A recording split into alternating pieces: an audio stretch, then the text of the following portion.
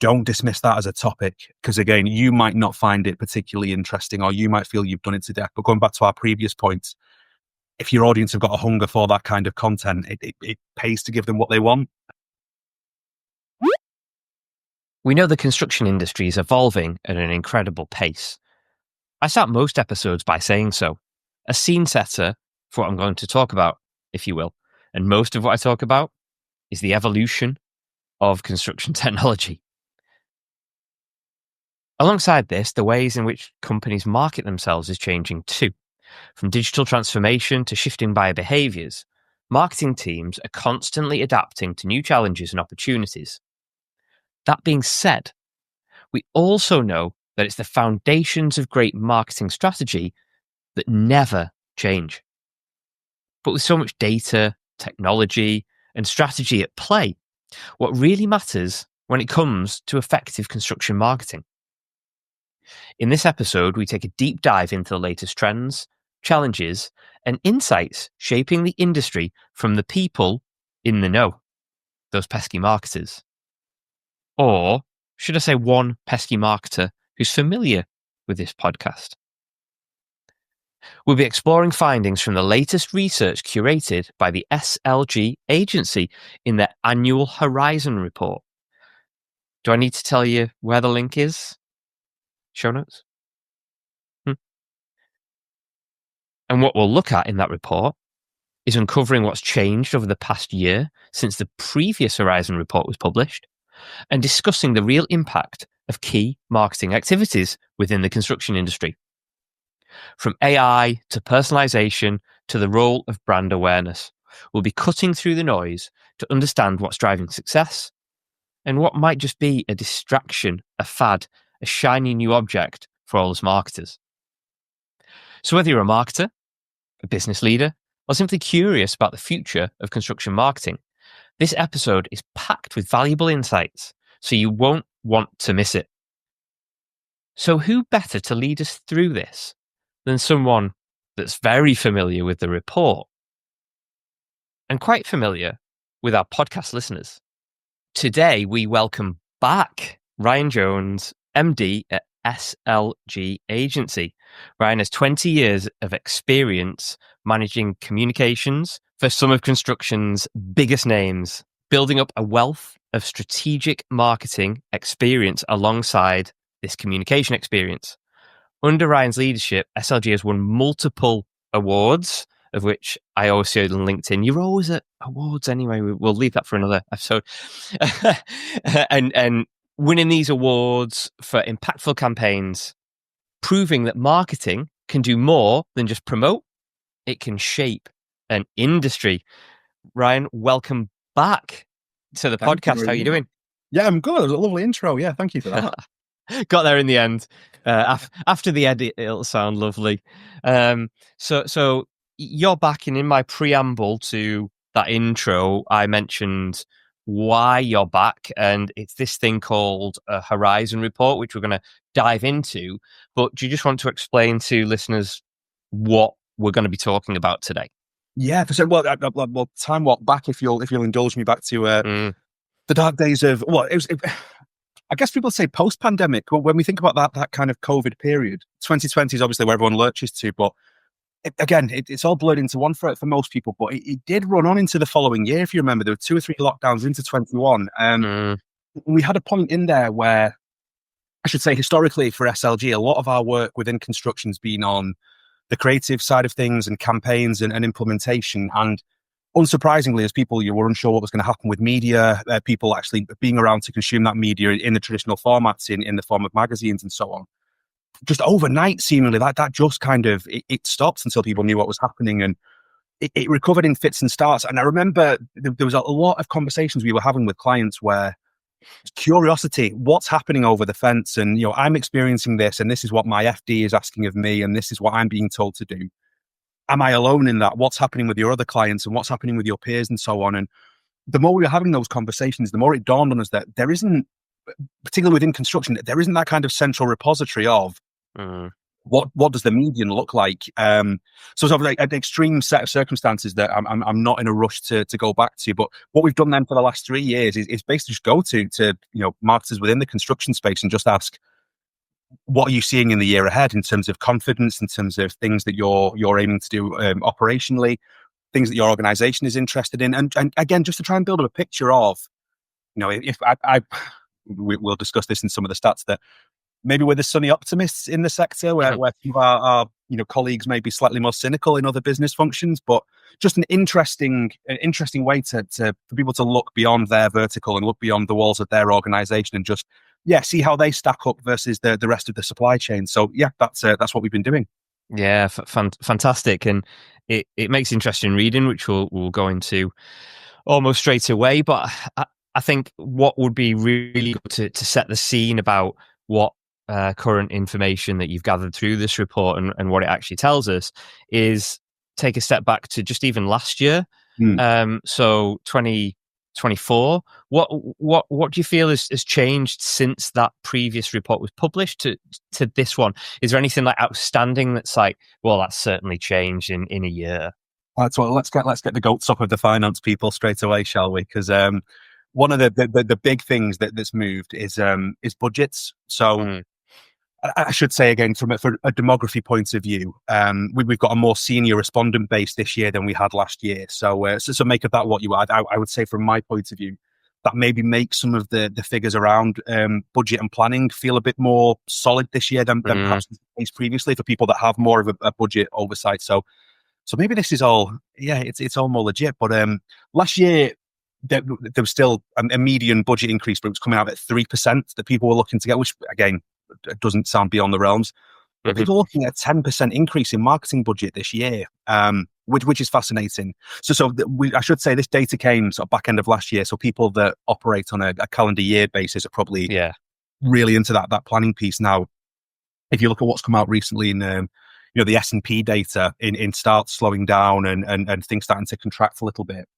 Again, whether that actually plays out in reality, and if that 10% was legitimate, does it remain at 10%, or are people starting to contract? But interesting. And I don't know whether it's that people have been reading the same books that people like you and I will have done on marketing as investment and looking with a view to building, as the sector starts to pick up, that you want to be at the front of that particular queue.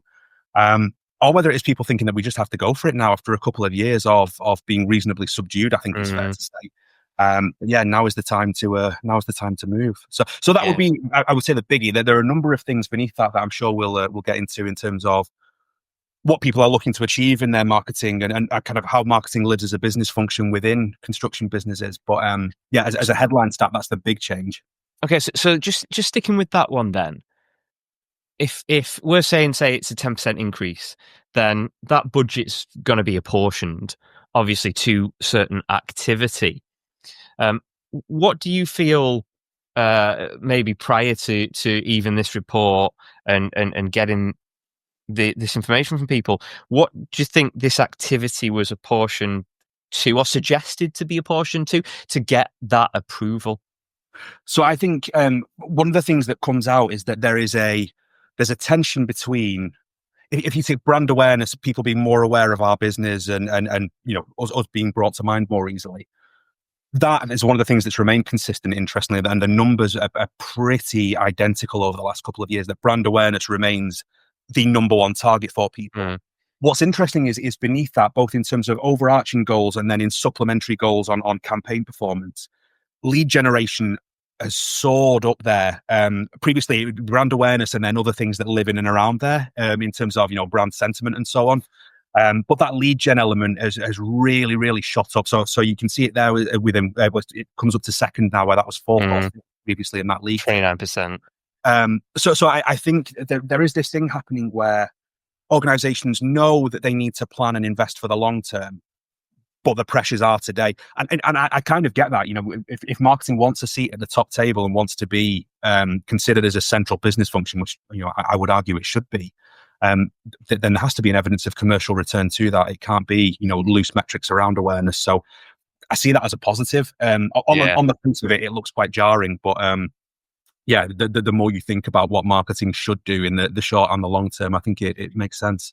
Yeah, and for me, it's a real positive to see an increase in brand awareness almost being 43% of the main activity, in that brand, if from a marketer's perspective and for a business, and marketers should be telling their businesses this, that brand awareness doesn't just change overnight, it's a long-term play.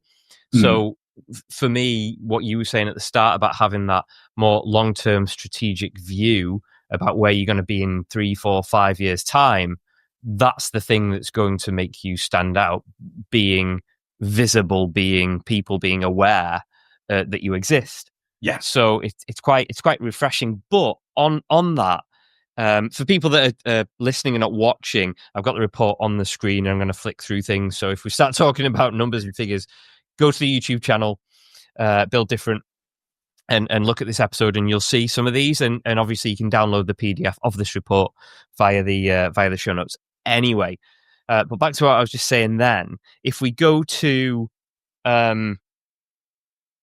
what are the key marketing metrics you're going to utilize, brand awareness has taken a huge dip from where it was last year in terms of being important on campaign activity. Now, you could say campaign activity short-term, brand awareness long-term, and that's kind of where that discrepancy comes from. But I find it interesting that nearly half respondents were saying that brand awareness is massively important, and that's our focus. Yet when it comes to activity, there's a massive drop where the more quantitative aspects like web traffic and numbers is increasing. So what's your take here on that not being a key metric? I think probably similar to yours. It sounds like if I've got my positive glass half full head on, I think it's that. It's people hopefully striving to have that balance right between immediacy and giving people internally that confidence that marketing is doing something. I mean, I would argue that the effects of marketing, you need to see them over time. There are compound effects, and it's not always that kind of, flick a switch and there's the results. So yeah, I understand people needing to show some short-term wins in order to get to possibly the longer-term payoff of brand awareness. I think we've made a comment there in the notes around the data that I also wonder, is it that brand awareness is quite a fickle thing to measure? It's quite a tricky thing. The more we speak to brands in the sector, they can do. There are things that people can do. Free tools, excess share of search. Using Google Trends data, and not to get too nerdy about it, but just understanding how your brand is searched for relative to other brands within your particular market, and seeing those trends move over time. It's not perfect, but it's a pretty decent leading indicator of how your brand is cutting through and being recalled when people are searching in category. So I think people are getting to grips with some of that stuff, but the number of brands we speak to that don't have things like brand health tracking in place, for instance, or don't have any kind of clear awareness metric is, it's more common than you would think. So yeah, I would urge any marketer listening to this, or anyone that has a stake in marketing listening to this, that if you feel awareness is important, find a way to get a baseline. It's not as intimidating as it might initially seem. And I think, if you innately understand that that's what you need for the medium term, it's worth investing now to make sure that you set up on that and that you're tracking the right things, just to make sure that your investment is paying back for you. And just on that, because if you think about the broad scope of organizations within construction, small, medium and large, the majority SMEs and below won't have that capacity, won't have that capital to invest potentially in large brand tracking software. Like you said, there's always ways from free to cheap to medium to expensive to consultancy, hundreds and thousands of pounds, where you can track brand awareness and do your own thing. And like you said, stake in the ground, find a way to measure and monitor it in some, whatever that way, shape or form is, that will be a barometer of next year. Has that gone up, that number, or has it gone down? Yeah, absolutely. I think it's one of those things we should want scrutiny. We should want to be held to account on these things to demonstrate that what we're putting in place is working. There was a stat I read that there's no more role more precarious than CMO at a C-suite level. The work a chap called Thomas Barth has done. There's a huge report into that. And I think part of that is us not defending ourselves properly when it comes to the data. And as you say, I mean, just if anyone's looking to get more into this, if you've got an hour to invest, I'd have a look at the work of a chap called Les Burnett. He's got some brilliant videos on YouTube around brand tracking, and a lot of them look at FMCG markets, the automotive sector, etc. So because I know some people are like, well, it's not construction specific, and how does it play in my market? Peter, I'm sure you will attest to this as well. The principles of marketing remain the same across sector. So the things that you will learn there were instantly applicable for free to your business. Google has oodles of data going back over decades now to be able to track trends over the long term historically. So it's all there, and that would be my recommendation as a cost-effective means of at least starting that process. So, final thing on this graph that we can see on screen now, in terms of metrics and measurements of campaigns and activity, is the web traffic part, which there's been a huge increase of respondents saying that's important this year on tracking progress. Do you think this is just because it's easy to get at, or it's more quantifiable? Why do you think people are leaning towards that? Because that can be a bit of a false positive in a way sometimes, because you need to really drill down into that to understand who and the actual journey. But on the face of it, people are just saying web traffic because that was an option. So what's your take on that? I suspect, Peter, probably an element of cause and effect with that one. I think you're absolutely correct. Easier to measure. It's free. Again, I think if you're looking for something to tie to more general awareness metrics, that's not a bad one, in fairness. Are we reaching more people, and are they at the very least starting that journey and understanding our business a little bit more? But I also mentioned effects just because you can't deny that the big media platforms, the big social platforms, the money going to those, I think I'm right in saying that advertising spend globally passed $1 trillion for the first time last year, and the majority of that, unsurprisingly, is getting hoovered up into the likes of Meta, into the likes of Google on its platforms. And I think unless there's any sales agents from those organizations listening into this, it's fair to say that those channels, they make their money on advertising spend on keeping you in platform. So I think there'll be a few marketers that have bet on those channels in a big way because they're cost effective, because your reach metrics in channel and cost per click and all that look really, really good from a financial return point of view. But they don't do that big awareness piece, and they don't do that drag back to your website. LinkedIn's own data says that only of their in-feed advertising, they had a massive experiment that they ran. And within B2B, only 19% of ads could be recalled and attributed to brand correctly. And of those 19%, very few actually drove a click back to the advertiser's website. Right. So I think it's about being mindful where your spend's going and what you want it to achieve. Channel planning around what those metrics are. And I think, my hunch is that there'll be quite a few marketers trying to do a lot with quite a small budget or restrained budget, and maybe finding out that some channels aren't doing the task that they'd like them to is my hunch. That leads us really nicely onto the next topic, really, and I'm just going to read the question that was in the Horizon report, and then we'll go on to how it was responded. And that was, how many campaigns do you expect to run in 2025? And as we can see from the chart, last year was 4+, and even up to 10+ was where it was at. Now that's dramatically dropped, and most respondents, nearly 50%, half of the people that responded, are saying only 2 to 3 campaigns. Now, that might sound like it's a little bit of laziness, a little bit of, well, the budgets are being cut, which they're not, which we were discussing earlier. So we've got more budget, 10% extra more budget, yet we're doing less campaigns. So to the uninitiated, it looks like we're spending that money either on bigger campaigns or just whittling away on champagne or colouring books or whatever you want to throw at us. So in all seriousness, though, increase in budget, and marketers are saying we're going to do less campaigns. So what is this showing us? Well, I think it's a relief. I mean, for those that are able to see the report, the title that we had for this section was a more grounded approach to campaigns.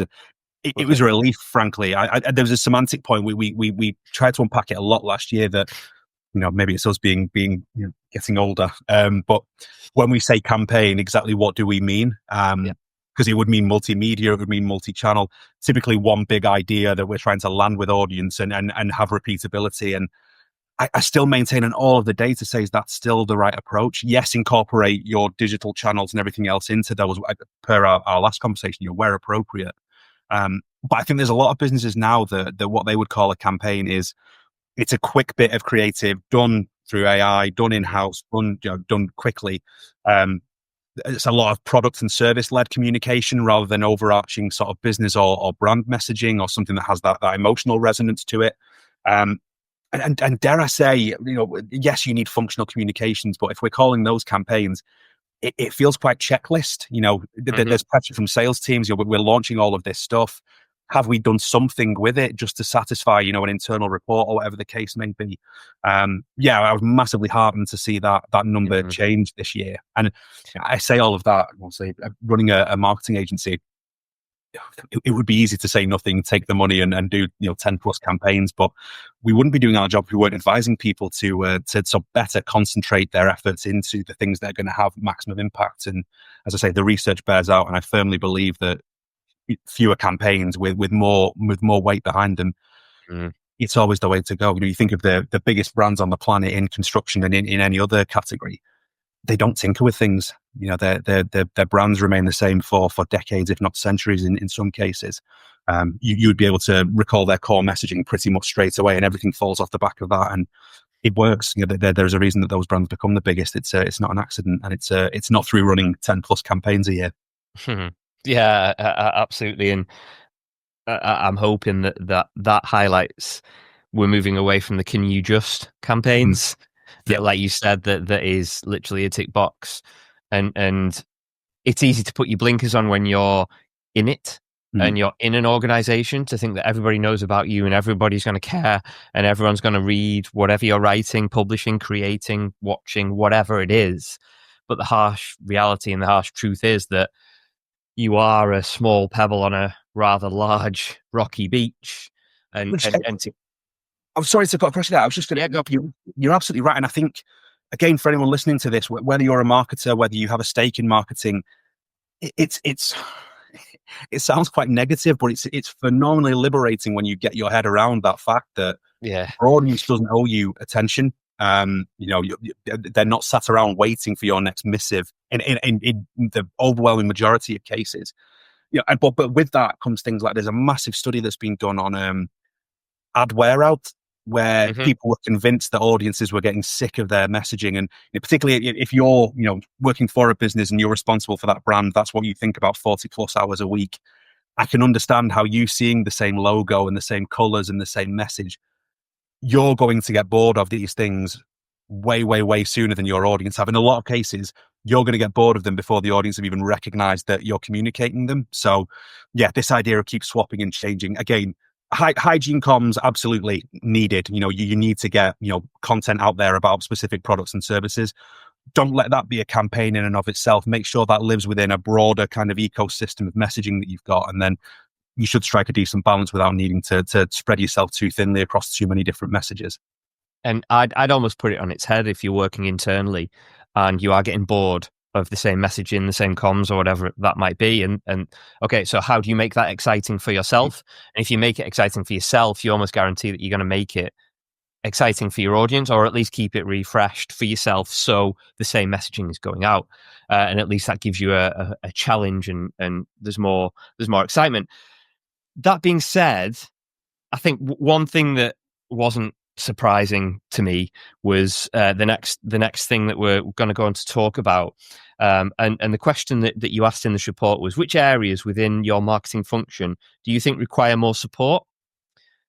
And the one thing that stuck out for me is that they don't need support, or marketers are saying they don't need support with content marketing, but what they need support with is strategy and campaign planning, which seems a bit backwards to me. But I think that highlights not the shape, but almost the vision that people get when they think about marketing, in that it is all content driven, it is all creative driven. Therefore, we need people in marketing internally that can create content and publish it, which isn't True.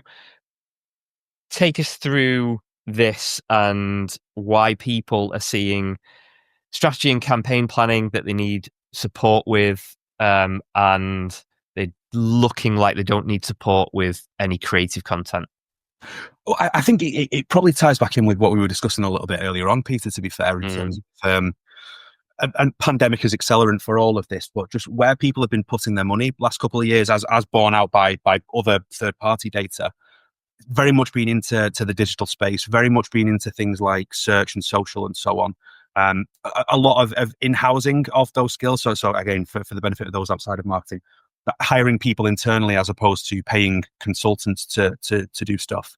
And again, understandable, rather than pay an agency or an outside source this sum of money, we're going to pay a smaller sum to have a full-time member of staff that we can call on at any point in time to do this stuff. And tools are more readily available, and it's much easier to do that stuff. And there is absolutely a need for that stuff. It doesn't replace the bigger strategic piece. And I think we've certainly been seeing it as an agency. And I think it's a broader trend within marketing that skill set is important and doesn't exist in-house a lot of the time, unless within a much, much bigger organization. And typically that's where all of our engagements start. It is with helping people with that stuff. There's certain tasks that we used to perform that people will be able to completely cover in-house now, which is great. We love collaborating with people on that basis. But yeah, more often than not, I think people are waking up to just doing the tactical stuff on its own. It can't be sustained in the long term. It's hard to track those business effects in the long term. And so there's some help needed there to provide a bigger framework for that kind of activity. And again, it's probably healthy having that balance. That I also wouldn't advocate going, the complete opposite way and just focusing on brand and just focusing on long term. There's a need to do both. So as boring as an answer as that probably is, I think hopefully this means that we're getting back to something of a healthy mix between the two. Yeah, for sure. One thing that this also highlighted was the fact that automation is important, or is seen as required to have more support within marketing for that function. Automation, which obviously leads on to, which we'll get onto in our next topic, AI and personalisation and things like that. And I think there is a huge gap in marketing for people that know this stuff from a technical perspective, which is interesting, because how far do you take that, and is the role of a marketer changing to one that does understand that technology behind what you're doing? It's always good to have a healthy mix, but what's your understanding in terms of people needing support from that automation piece? So I think there's two bits. I think if you step back away from automation and think about typically what people would have that automation do, anyone listening to this that's involved in the sales process, wanting to understand how a lead moves from one stage to the next, and means of which to keep in touch with people and understand how we're moving people down a traditional sales funnel. We've already spoken earlier about marketers having more of a mind on being part of that initial lead generation process. I think it's a healthy thing. Marketing traditionally, what we call marketing a lot of the time now just means the promotional element of it, but we used to be much more involved in things like price and distribution channels, as well as the positioning piece. And hopefully we're getting back to that, and the technology is just an enabler of that. So yes, people need to understand the tech, but have a purpose for that, rather than just getting into the zeros and ones of it for the fun of it. So I'm hoping that those two things are aligned, that yes, we want to generate leads, but what type of leads, what do we classify as marketing qualified, as sales qualified? What are the behaviors that we need to see? And what role does marketing play in nudging those behaviors to the point where we're collaborating closely with our partners in sales?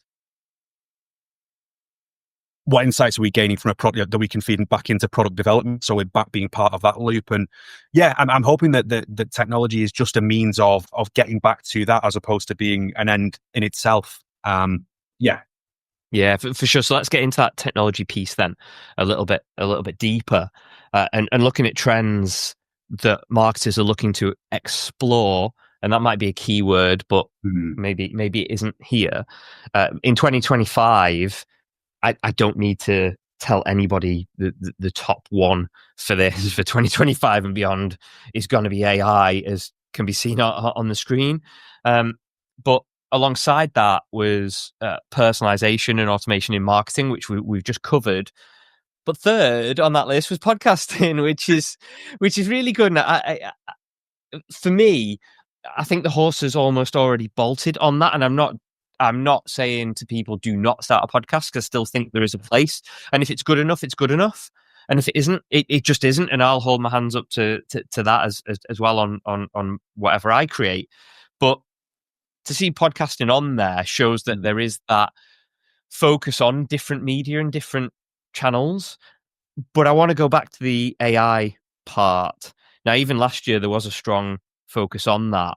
But do you see, how do you see the role of AI evolving, and what should we be looking at here? So again, this is experience with clients and also experience for a personal point of view within SLG. I think certainly last year, it was large language models, ChatGPT being the kind of obvious one, where I think if you mentioned AI, often it was a synonym for that, as opposed to, in a more rounded sense, what's possible with AI. So I think not just the construction sector, I think across the UK economy, I think we're maturing in our understanding of AI and what's possible. Again, I can speak from an SLG point of view. We were thinking shiny new toy. What could we develop from a product point of view? And there's probably still some ideas there. We're much more close now, looking at it from a process point of view. So ways that we're already working. What can we do to find some savings in terms of time and things that we can reinvest into more strategic work, more creative work, etc. And I think speaking to clients, that's the way that they're approaching this as well. It's not some legitimate concerns that people have had around what this means for employment going forward, and some more unscrupulous organizations looking at this just as a means of kind of cost saving.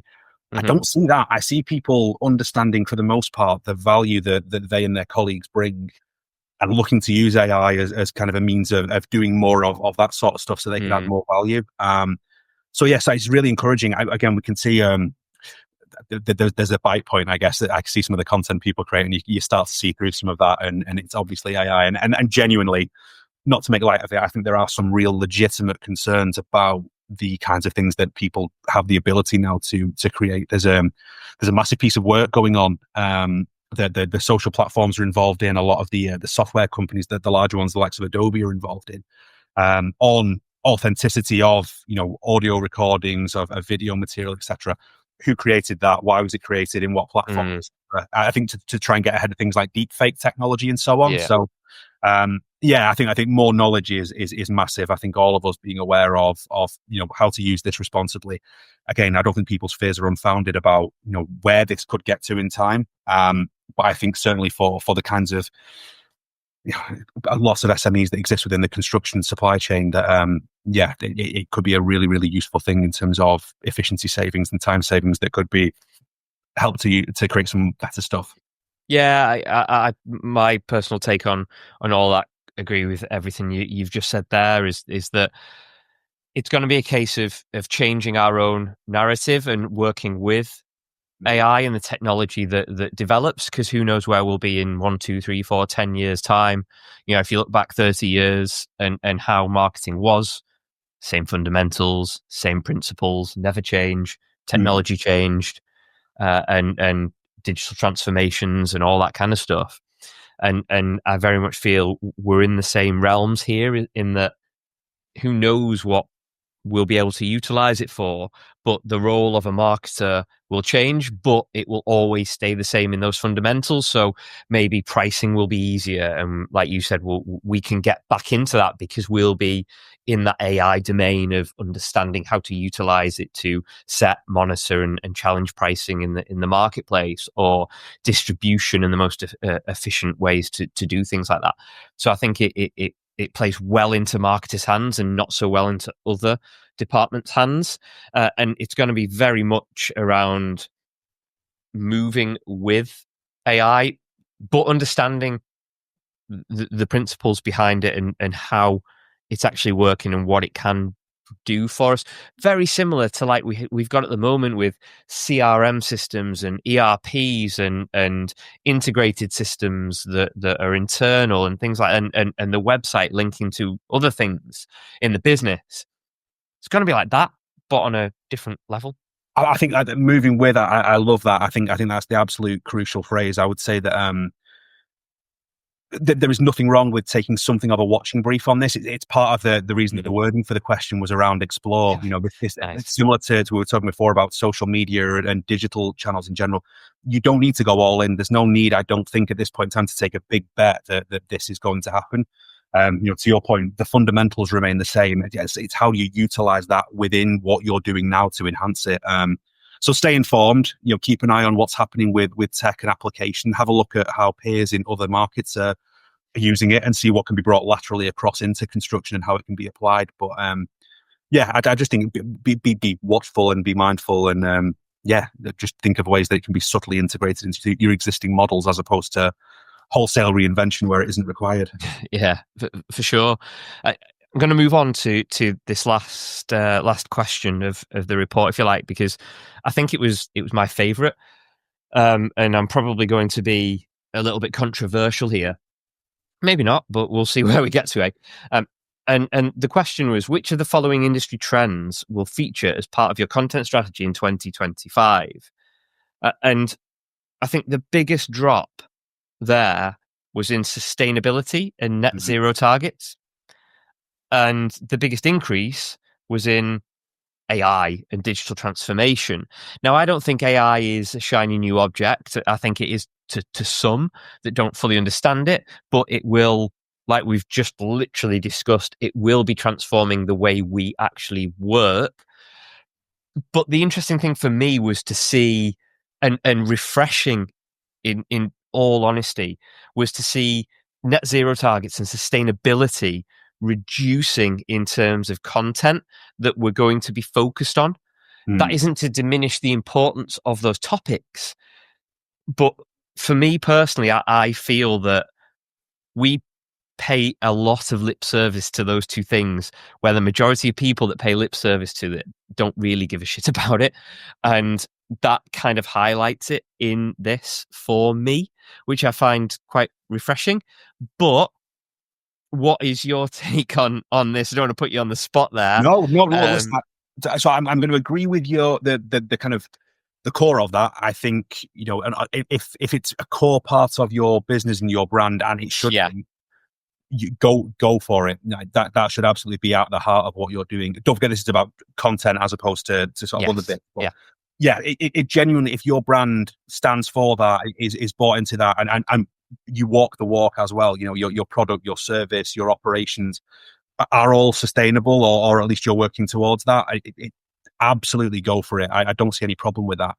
Um, I think one thing to bear in mind. So I'm fortunate enough to be on the committee of constructing excellence in Manchester. What's interesting is I wondered, was part of this marketers talking about content that they're interested in producing or that they would be interested in. Not to say that other people in other business disciplines and other roles wouldn't find AI interesting necessarily, but we did a piece of research with constructing excellence members in the Northwest on, you know, what they're interested in. We host a number of events, and you know, we want to know what would be interested people would be interested in attending in 2025. Sustainability was above that, and safety. So the Building Safety Act, they came top by a distance, and the respondents to that typically were senior figures within main contracting businesses. So I would say, you know, any marketers listening to this who want to market to that audience and have, you know, main contractors as a key target for them, don't dismiss that as a topic. Because again, you might not find it particularly interesting, or you might feel you've done it to death. But going back to our previous points, if your audience have got a hunger for that kind of content, it pays to give them what they want. Again, to my earlier point, do it in a meaningful way. Do it in a way that makes sense to your business. The whole greenwashing thing and saying things just to be seen to be saying it, I think, is done. But yeah, where you genuinely have cause to talk about that sort of stuff, I'd be very, very careful to dilute it too much, because yeah, there is a market for it. Like real anecdotally, the two things for you here. The first one is was buying something and online on Amazon. Shocker, who doesn't? And one of the things that they focused on was it's this product, and you'll get this product, and the packaging is fully recyclable. And that was like the second thing they mentioned. And it just kind of got me thinking that isn't what I'm looking at here. I'm looking at your product. It's great that it's fully recyclable. Fantastic. Means I can recycle it. Happy days. But that was like the second thing they were mentioning. I'm like, hang on, shouldn't you be talking about the benefits of the product? Because it was like a natural product. It was good for you, all that kind of stuff, health benefits. But the second thing you mentioned is the packaging being recyclable. And to me, I don't think, yeah, it might be your core demographic, but I think you'll get a better response if you don't make that number two. And the second one, I used to work for an organization, and I just checked them out recently for some unbeknown reason, probably came up on a social feed or whatever. And they'd done this, I think it was carbon thing. And they were saying they reduced carbon. And the person that was on screen was saying what they'd done to reduce carbon. And it was about the packaging and how they'd cut that. And that was a legitimate good thing, and it was a legitimate reason for them to mention it because their packaging was phenomenal. They used a lot. But then, and you could almost see this person kind of smirk as they were saying it. He said, and we put plants in all the offices to reduce and I'm just like, wow, you're scraping the barrel there. If it's plants in an office that's going to help you reduce carbon, you know what I mean? And I think to your point of just be mindful of the comms around what you're saying about this. Yeah, because it's important, but make it right. Completely that. I think part of me, back to my old days in working in public relations, it used to terrify me. And then again, we never would, but people wanting to make claims that either they couldn't substantiate or didn't have the evidence to. I think make it part of the business before you start to go public with it. But again, if you have legitimate reason to, and hopefully people do, again, if really, really glass half full, I guess. Part of my hope is that people are less mindful of sustainability within content just because it's something that their business is doing. Maybe part of the reason that people are tired of it is because we've spoken about it so much, which I think is a positive thing. So that's my hope, is that people are more operationally sustainable and more mindful of sustainability, and therefore perhaps less conscious of it from we need to drive content in that respect. Again, I can speak anecdotally about several of our clients for whom for years that has been one strand of content that they've wanted to push, but again have had legitimate cause to do so. So hopefully it's that legitimate cause, like that phrase. Okay, so final thing from yourself, if you to pull out or draw one key aspect from this report, what would it be? And I've got a follow up to that. Okay, I think it's that point on balance again. I think it's something that's been spoken about in marketing circles in other industries for some time. I think we're maybe a little bit behind the curve and have been a bit, digital focused, performance focused. I'm hoping this is us catching up with our peers and having a look at the literature and the research that's been done elsewhere and understanding that initially on looking at it, that there is a dichotomy between long-term brand awareness and short-term lead generation. We as marketers should really be owning both. And I think that if people have approached it in that way, I think that's a healthy thing and something that I'd like to see going forward. Hard to balance it if you've got a small team or you're a team of one, but you've got to manage and balance those expectations as you will. Okay, final question then. Crystal ball, Horizon Report 2025/26. What's going to be the biggest takeaway from that then? Well, it's a really good question. I think that there's a couple of things. AI you cannot get away from. I think in how that matures, some of the supposition that you and I have ran through earlier, does that just become so ingrained into our processes that yes, it's there, but we don't think about it quite as much. It's not the hot topic it was because it's a tool. It's just something that we integrate. Along with everyone else in the sector, I'm hoping that some of the green shoots that we saw back end of last year economically mean that at some point we have to build these houses that, whether you believe it's 1.5 or 1.3 or whatever the figure is currently, but the will is there. I've seen a lot of the consultants talking about record years last year and starting to advise their clients now to move. So my hope is that as the broader economy within the sector moves, everything that we've been talking about on big campaigns, people vying to be at the front of the queue and doing so through reinforcing their brands, all the good practice that people should be doing anyway, and that we see in other markets with other brands, that we're following a lot of that, and that hopefully a slightly boring report, but from a health of the sector point of view, I'm hoping some of those big numbers don't move. The more volatile swings make for interesting conversations like this and wondering why things have moved in the way that they have. But I really think that the balance that marketers have got this year is about right. And again, we'll see if that 10% increase in budget proves to be true. And let's have another 10% for next year, I guess. Absolutely. Ryan, as always, thank you so much for your valuable time, and always an absolute pleasure to chat it through. No, thank you for having me. Cheers, Peter.